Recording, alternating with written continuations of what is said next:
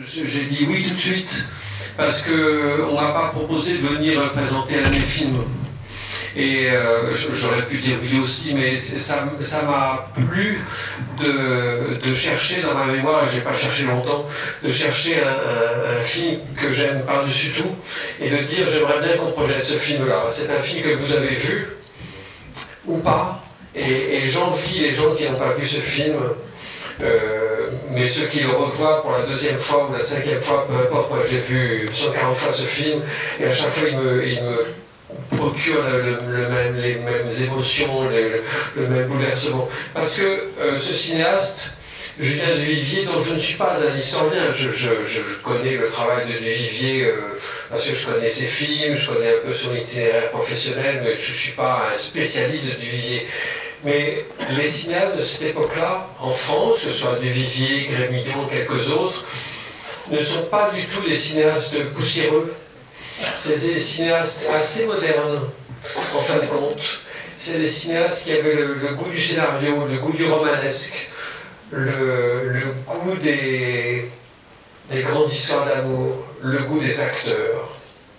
Et quand on voit Gabin, qui est un de mes acteurs favoris, quand on voit Gabin dans ce film, on se rend compte à quel point Gabin avait un jeu d'une modernité folle.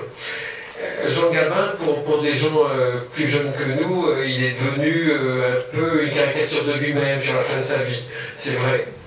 Mais si on fait abstraction de ça, de cette auto-caricature qui a pu être la sienne, et si on remonte au Gabin des grands films qu'on aime, dont Pepe Moko, mais pas que, on se rend compte à quel point Gabin était au moins, à son époque, aussi moderne que Robert De Niro, plus tard chez Scorsese.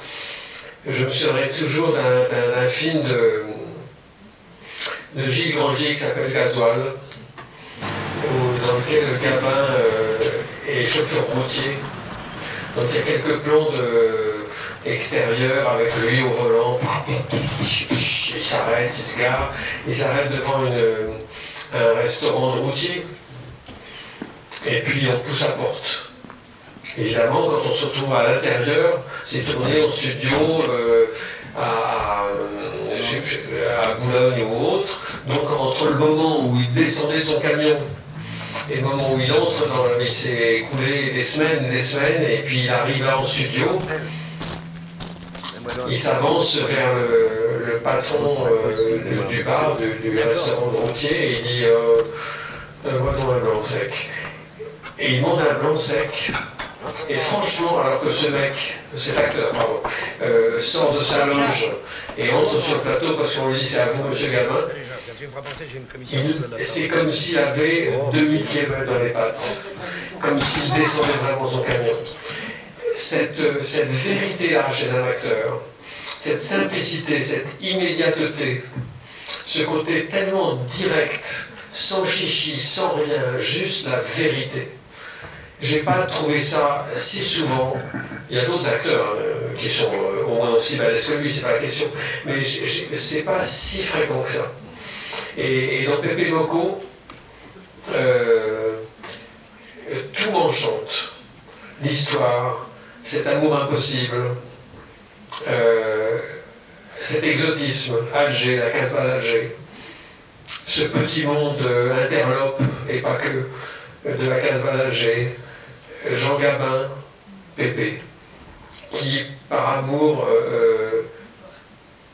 quitte la Casbah en disant je vais faire passer mais peu importe parce qu'il aime une femme qui n'est pas une femme de son milieu. Enfin je ne vous raconte pas le film, rassurez-vous.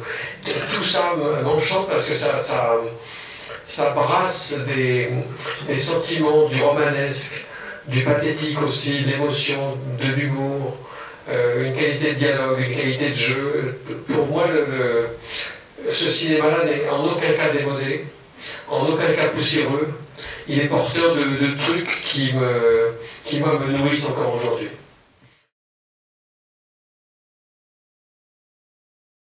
Duvivier n'est pas un cinéaste pervers qui avait envie de faire descendre aux enfers un acteur qu'il adorait. Il a simplement proposé à Gabin, qui était un mec intelligent, qui s'il n'avait pas senti que ce film était important pour lui, il aurait dit Julien, je te remercie, mais je passe mon chemin.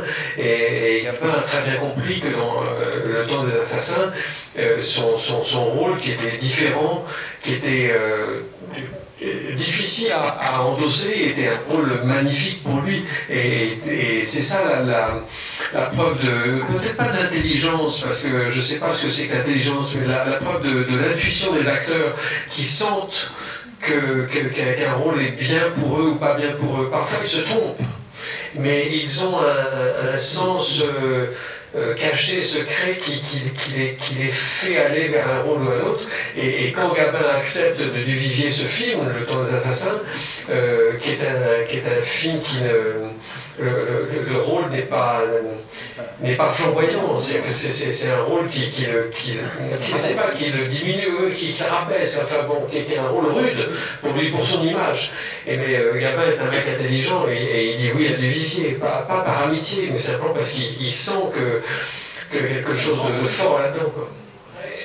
Est-ce qu'il y a ce soir des gens qui n'ont jamais vu ce film?